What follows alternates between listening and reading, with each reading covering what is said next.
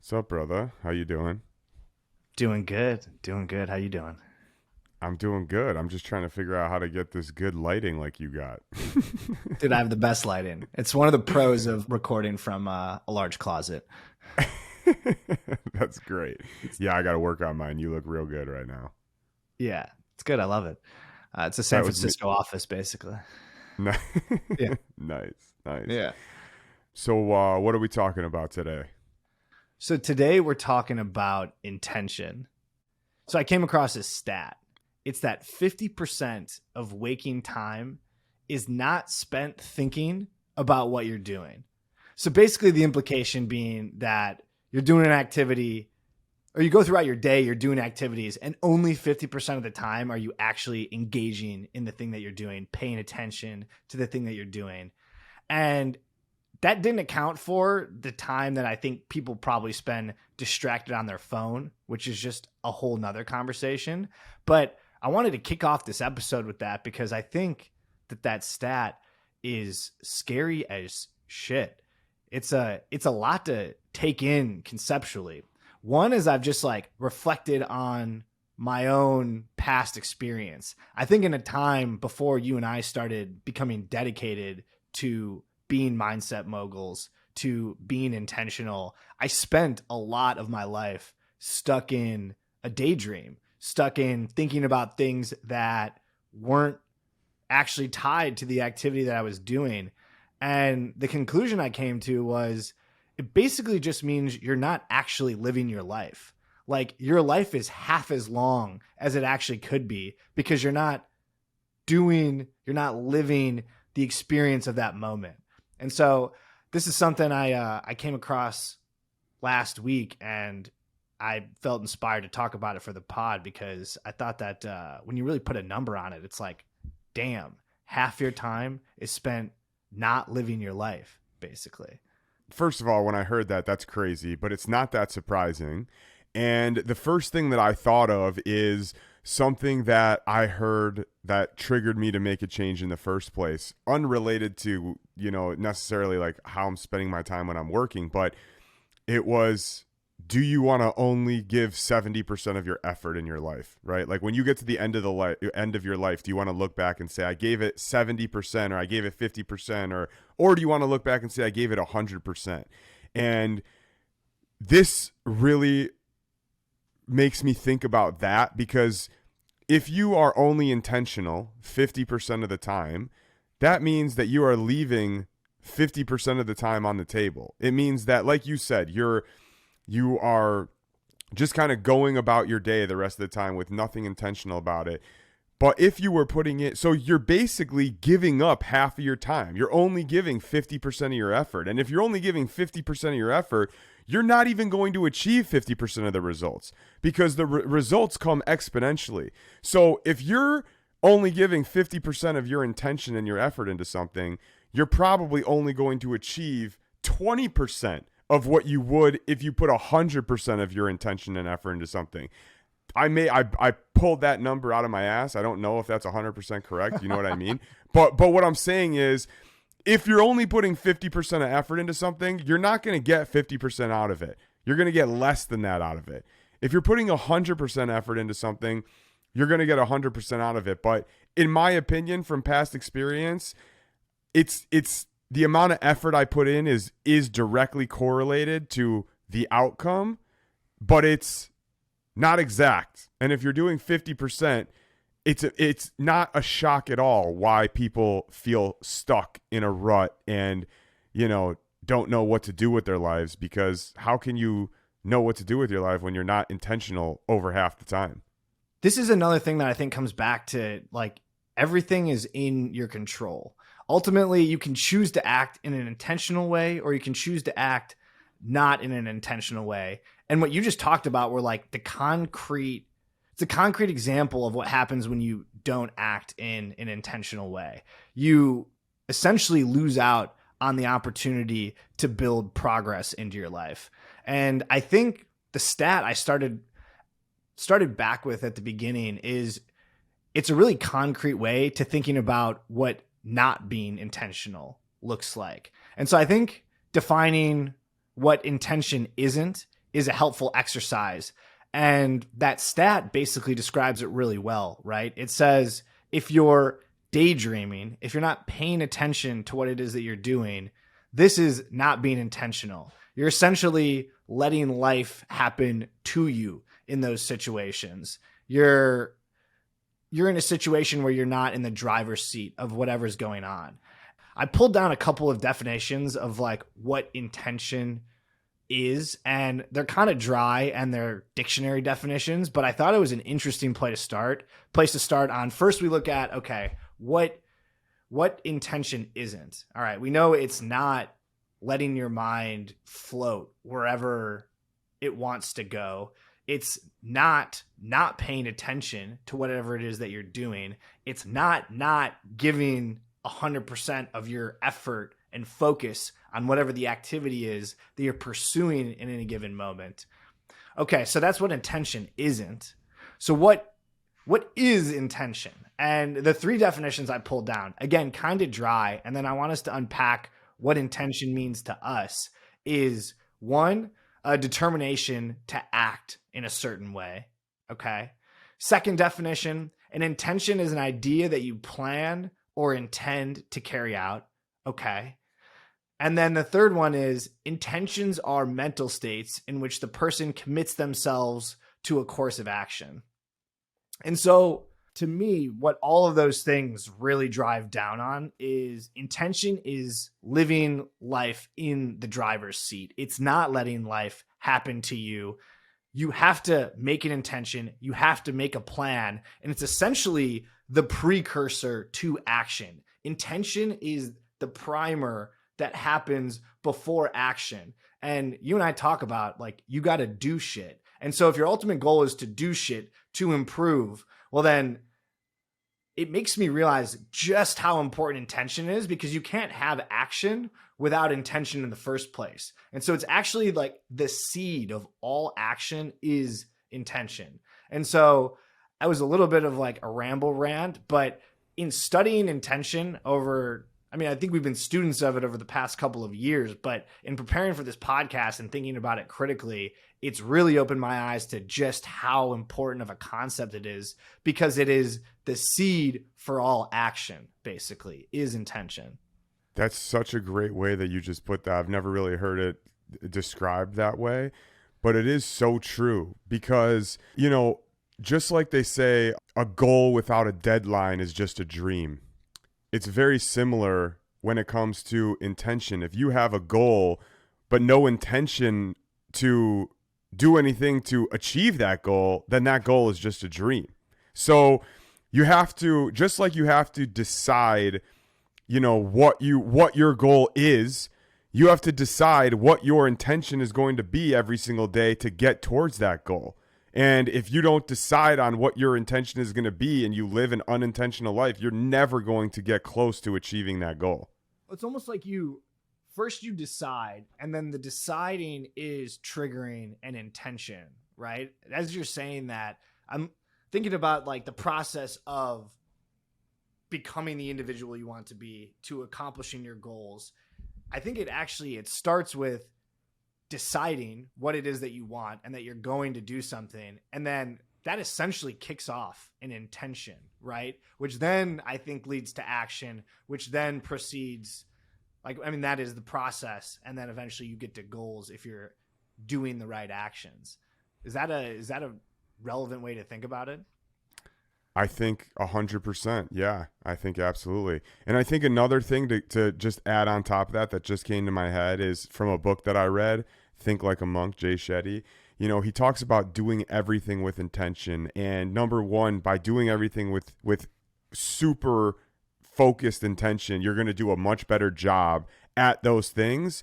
And you're also going to enjoy those things more. And you're going to give yourself space for those things.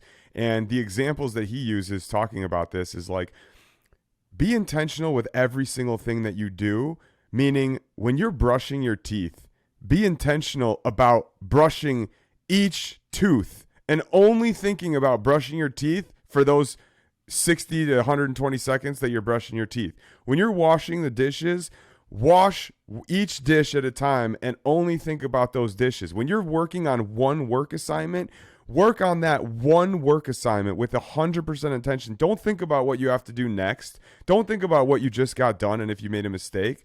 Think about the exact thing that you are working on right now. And if you have 100% of intention on that moment, you will perform your best work.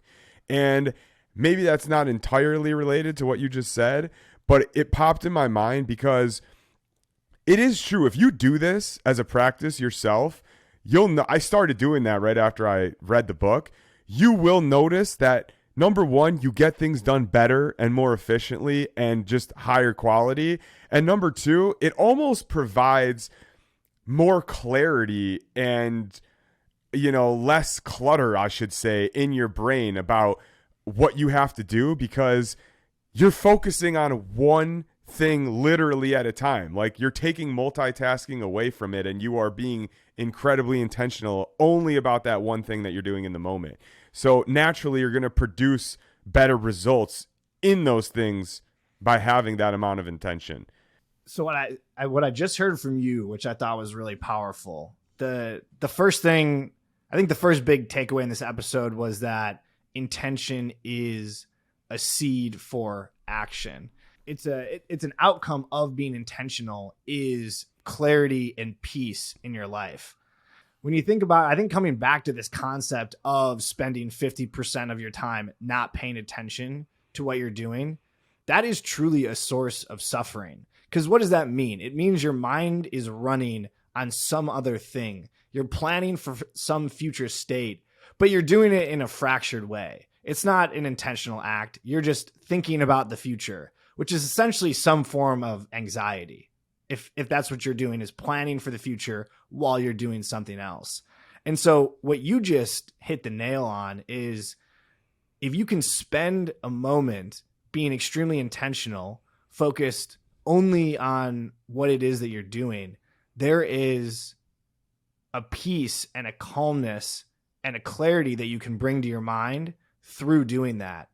I think it also highlights just how important this is as a practice, because if it's true that you can gain calm, sense, and clarity from being intentional while doing anything that you're doing, you should you should always be trying to practice this.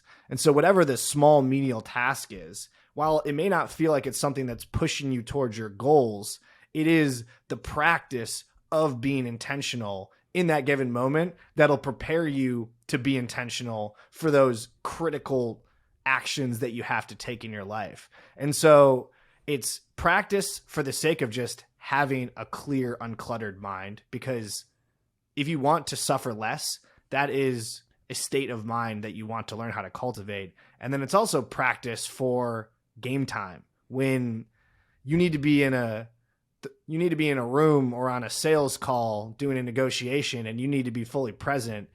You would have hoped that you trained your mind to be intentional and focused at that moment in a way that you can do so while you're washing the dishes.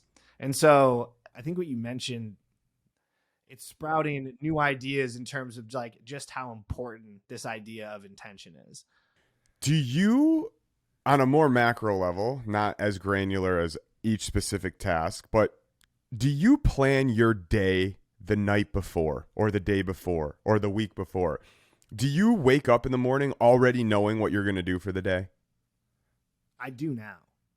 Okay. And Because that's been a game changer, and it makes being intentional a lot simpler when you already have the set of tasks set out, because you're setting your intention the night before. You're already waking up with intention that you've already created, you've set in stone the night before.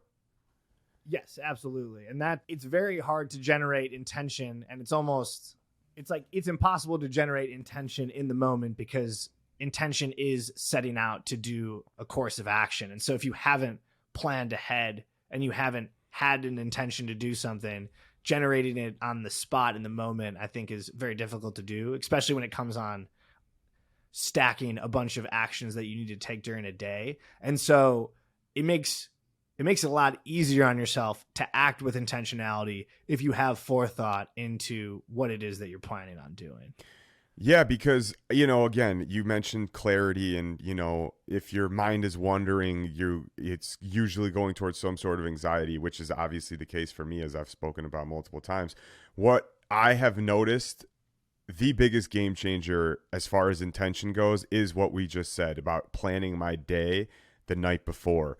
Because instead of waking up in the morning without 100% clarity of what I'm going to do, if I wake up in the morning and I don't have a plan for the day, or I only have a few things planned and I'm going to wing the rest of the day, like, I guarantee you that I'm not going to be putting in 100% effort in that day. I guarantee you that my mind is going to be wandering just like that stat. And I guarantee you that I'm going to have more anxiety than I would if I went into that day with the entire day planned out. So by planning out my day the night before, as soon as I wake up in the morning, I know exactly how literally, I know how the entire day is going to go, from even my relaxation time. I know everything.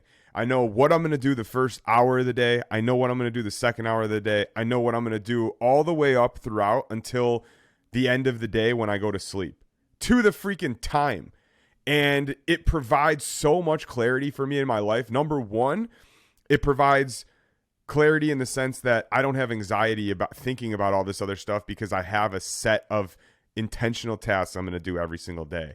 And number two, the fact that I go into every single day with that much intention means that I am going to get that much closer to my goal every single day, because I'm not sitting there wandering, thinking, what am I going to do, or not putting in that 50% of attention or whatever. So I think that one of the biggest takeaways that anybody could have listening to this, as far as making it easier on yourself to be intentional with your day, is plan every single one of your days the night before. You should never go to bed without having the next day planned, so that you already know what you're going to do when you wake up.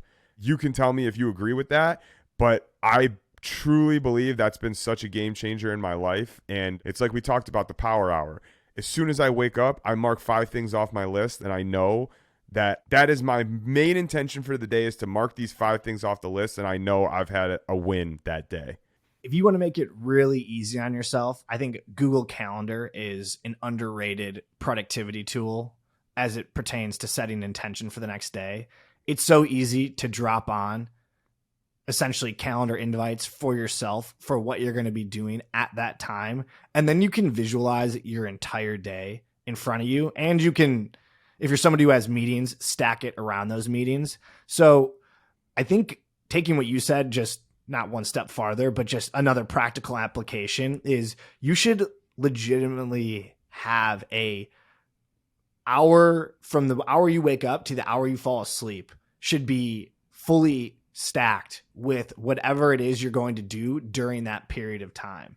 Because you said it, but I just want to reiterate, if you don't build structure for your brain, it will err towards chaos. It'll err towards following, like, whatever way the wind blows, whatever thought you have at that moment will be the guiding principle of what you focus on and you do. Whereas if you set the intention for these things ahead of time and you plan them, the structure is built and it's so much easier to go execute on those things.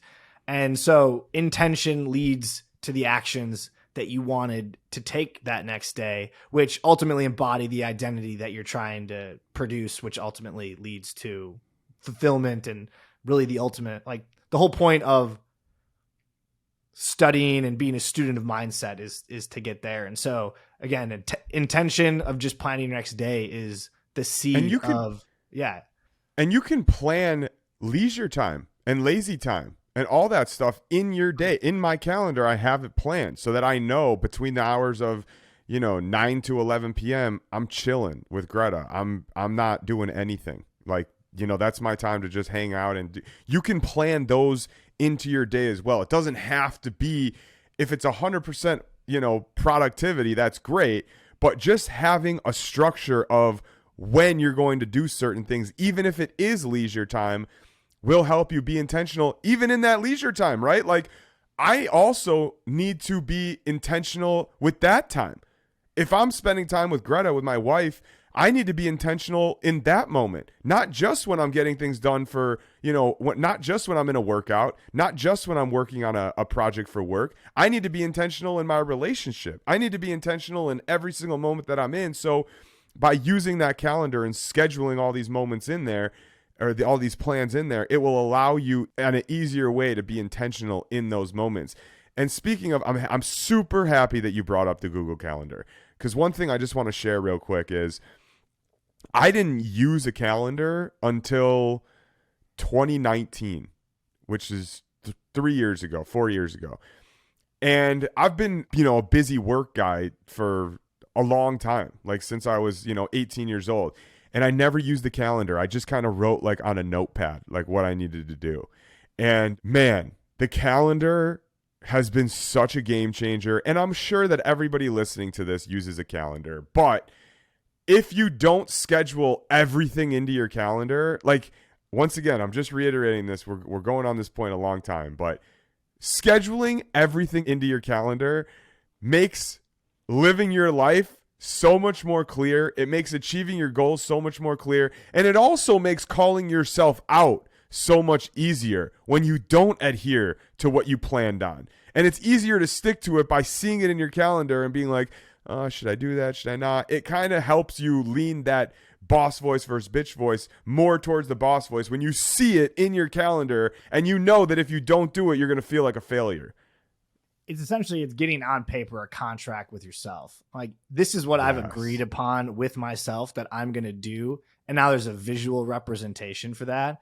And so, yes, makes it much easier to adhere to whatever. I love that, by the way. Writing a contract with yourself. I never thought about doing that before, but that is a freaking very interesting exercise, by the way, that I would. I'm rereading Atomic Habits, and there's a concept of doing a habit contract. Like, the concept stuck with me that essentially, again, most things we're doing are just trying to optimize for the brain works in a certain way, and we want it to do essentially something else. And it needs guidance, it needs guardrails. And so the more structure you can put on things with specificity, and then make it very clear, black and white, what is success and what is failure, and not leaving that up to ambiguity. I think internal contracts, which is something I'm building out a bigger perspective on, is an important and I think can be useful tool to achieve what you want to achieve and stay consistent on things. But the calendar is just like an implicit way to do that. What about times in your life when you felt like you weren't living intentionally? Yeah, I have an interesting example around this, where the 3 years before I had moved to Sacramento and actually founded and started the cannabis beverage manufacturing business, I was working at Uber, and I can tell you that I strived to have the identity of an entrepreneur, of someone who wanted to start and run businesses, but I didn't have the intention that matched up with that broader identity. Like, my intention still was to go out and party on weekends, for lack of a better way to put it. And so I had an identity I was striving for, and that was like this overarching picture I had for myself, this vision, but then I didn't actually have the right intentions. I didn't set the right intentions to actually go achieve that identity. And for 3 years, there was just a mismatch between here's what I wanted, and then I wasn't actually moving any closer to that goal, because my intentions, if you look at my actions, and since my intentions are the precursor to my actions, were actually just to go out and have fun with my friends and party and live for the weekend. And so that, I have a very strong opinion on intentions, because I've known a part of my life where my intentions, regardless of what I said they might be, were clearly not what they needed to be to achieve the identity and the outcomes that I wanted. Interesting. I have similar view when it comes to working at my job and identifying as an entrepreneur, and waking up every single morning wanting to be a business owner again, wanting to start my own business, but not doing anything throughout the day. My intention was just get by. my intention was just basically eliminate stress. And at the end of the day, that was not useful for me. Once I created an intention, it's funny though, because I keep going back to what you said earlier about making a decision and then decision sparking intention, because at the end of the day, it all does spark with a decision. Once I made a decision that I was going to quit my job, I got intentional about how I'm going to make that happen. Once I made that decision, talking to you on the balcony, that I was going to lose weight, I got intentional every day about how I'm going to lose that weight. But at the end of the day, it did all start with a decision. And I'm curious about this, speaking about your personal experience right now where you were working at Uber, and what sparked you to finally, because 3 years is a long time for you to feel that way. Like, just like it's a long time for me and mine. What sparked you to yeah. So what sparked you to finally be like, okay, I am going to be intentional every single day about this? And how did it start? Like, what was the first step to creating that new intention? So I think it was a function of time going on long enough where that cognitive dissonance of saying I was one thing but acting in a way that was another, that finally caught up for me. And I think at that point, for me personally, I think there was an immaturity in my life where I was unable to effectively prioritize what it is that I actually wanted. And so I think after 3 years, the pain finally became so violent of this is like, I know what I actually want, but I hadn't actually made the decision to do the things to go and get that I was essentially on a treadmill for an extended period of time. When I try and think back to what the actual trigger moment was, I don't know if there was like a day where everything changed, but probably in that last year, there was an accumulation again where the pain was finally enough that it pushed me into actually taking actions to move forward on the goal of being an entrepreneur. And so I guess it ended up being a pull, basically, that I got pulled into doing the actions that I had said for long enough that I'm an entrepreneur. And finally, the pain of essentially lying to myself and to the people that I talked to became too much that I started taking those actions. And so I think if I could reflect on how I could have got there sooner, it would have been, one, getting clarity on what my priorities actually were, making the decision on what it is that I actually wanted, and then creating intention for actions to go do that. Like, could I have done that years earlier? The answer is definitely yes. And I think maybe the one missing piece to that is, could have I figured out how to attach more pain to not having that identity? There was just so much immediate short-term gain from going out and having fun every weekend that it blinded me and was more fun, apparently, than the pain of not living the identity that I wanted to. So this goes back to something that we talk about on many episodes, which is your intention was pulled from what you truly decided you wanted. In the moment, for a few years, you wanted to go out and party. You wanted to live for the weekend. That was your, maybe not your deepest desire, but the surface desire at the moment that overpowered everything else, because that is what you wanted.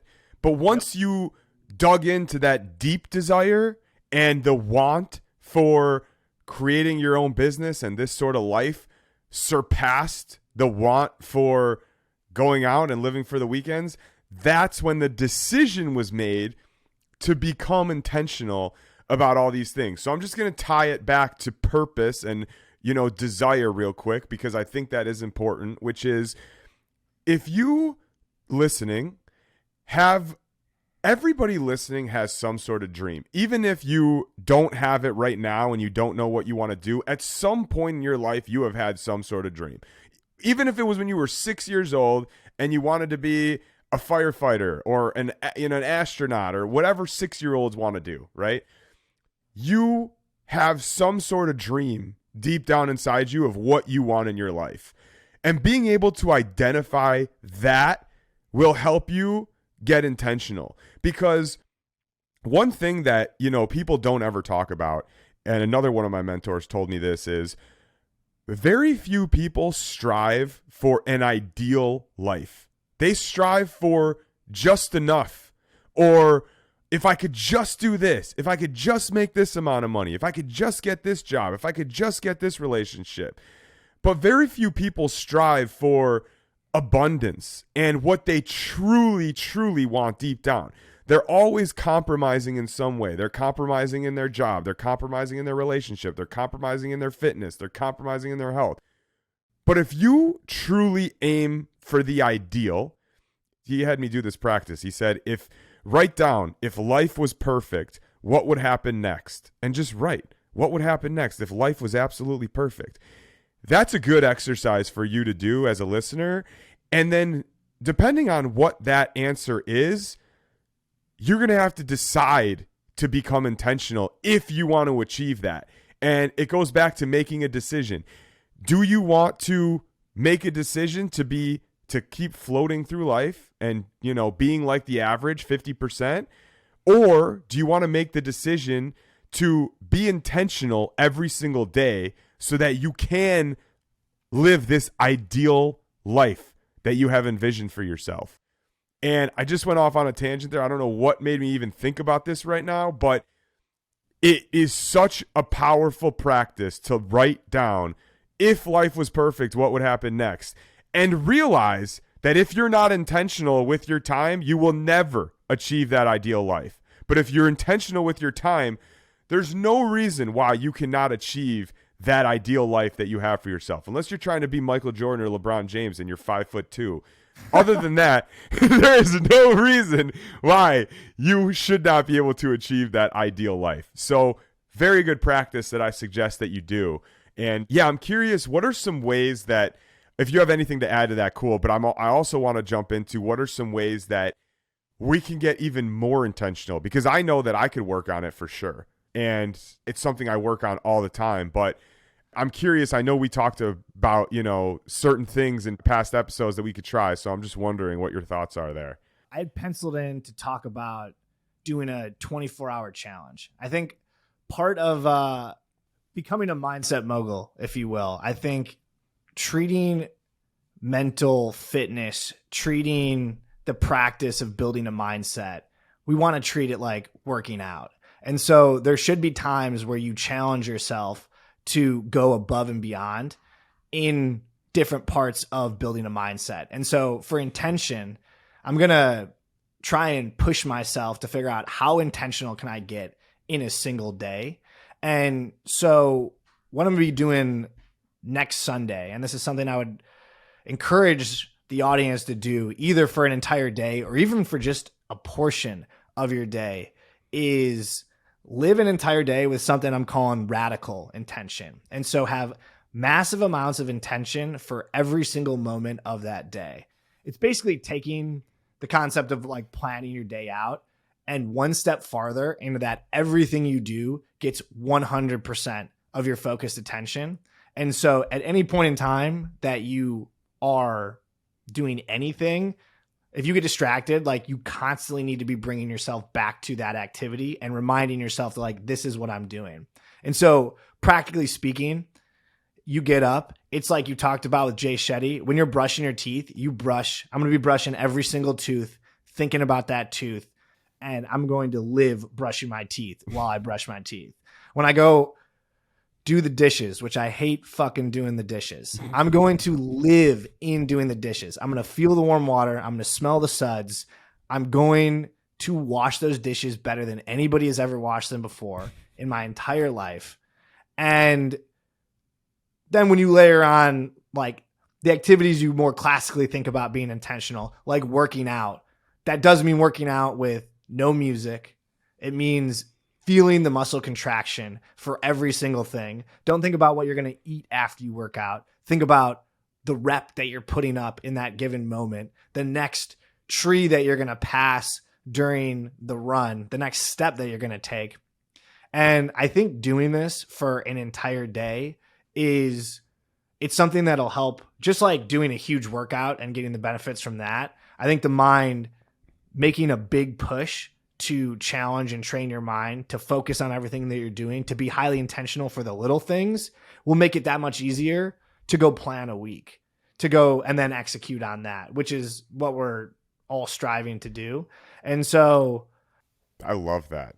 yeah, That's yeah, awesome, dude. and I think this will be a continuing theme for becoming a mindset mogul, is you need to treat the mind like any other muscle. And I don't think it's classically discussed to train the mind in the same way as training the body, but you should 100% be doing that. I think it looks a little bit different in terms of the time, duration, and repetition, but there's a lot of similarities too. And so, yeah, I'm going to do this next Sunday.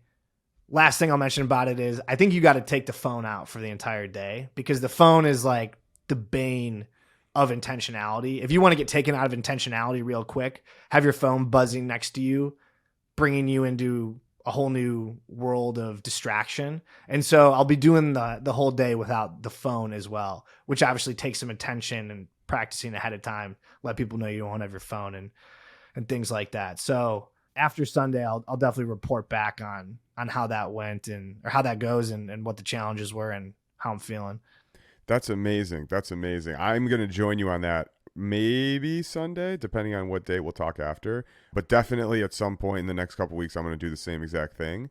And 2 notes on that. One, taking the phone out is so big. We've talked about this a bunch of times, like, giving yourself a half hour in the morning before you even look at your phone. One of the best practices for me is having do not disturb automatically on my phone between 9 p.m. and 8 a.m. I do not let my phone ring when I wake up in the morning. And I wake up at 5:45 and I don't let it ring for 2 hours and 15 minutes, because I know that those 2 hours and 15 minutes in the morning are my peace time, my time to get my workout in, to plan my day, to, take a shower, to do all these things that I want to be intentional with those things. And I know the second that my do not disturb goes off, my phone's going to be ringing. I'm going to get distracted. I'm going to become part of the 50%, same type of thing. So that's one, is just little suggestion. Even if you're not doing a full day like Brad is, which I'm going to join you on, because I think that's one of the best practices I've ever heard. Just start by having do not disturb on in the morning or whatever part of your day. And then the second thing is, you said, when I'm brushing my teeth and I'm thinking about brushing each tooth and I start thinking about something else, I got to bring my mind back to focus. It's almost like a day of meditation. And this is why I got, the book is called Think Like a Monk. But like the whole purpose of meditation is, being able to come back to center and not allow your thoughts to take over you. And I'm sure there's a lot more to it about finding peace and whatever people meditate for. For me, it's just being able to find my center and get back to a center. If I am in a super chaotic moment, meditation is what helps me find that center again and feel like my thoughts are just thoughts and my thoughts are not me. And it sounds like that's really what this challenge is about, is, bringing back everything to what you are doing in that moment and not letting your mind wander elsewhere.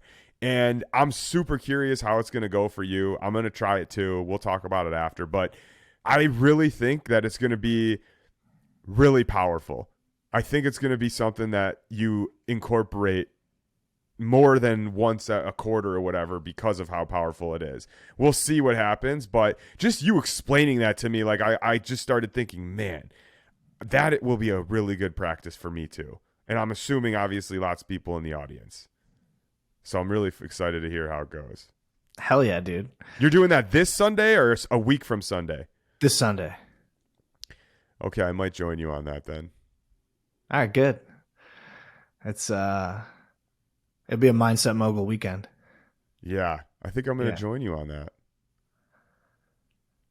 All right, cool. What else do we want to leave people with? I think takeaways are make a decision. What was the first takeaway? First takeaway was intention is the seed of action. Intention is the seed of action. But to your point, a decision comes even before that. And so if we think about, I think one of the key takeaways is thinking about the flow of building intention and action in your life is you need to make a decision so you can have an intention, so you can take action to build the life that you want. The decision is still the North Star. The intention is what's going to lead you to that North Star. Okay. I mean, I think this was good. I think we both broke down some different areas of our lives that we've experienced this. And I'm sure that anybody listening here will resonate with multiple things that we've said. So if you like this, leave us a comment, subscribe, do the duties. We really appreciate it. If you didn't like it, you could dislike it. It's still going to help us engagement wise. So we appreciate that as well. Leave us a comment too. Let us know. But yeah, anything else? No, man, this has been great. Yeah, this is good. All right. Thank you, Brad. Thank you, everybody, for listening. And we will see you in the next episode. See you next episode.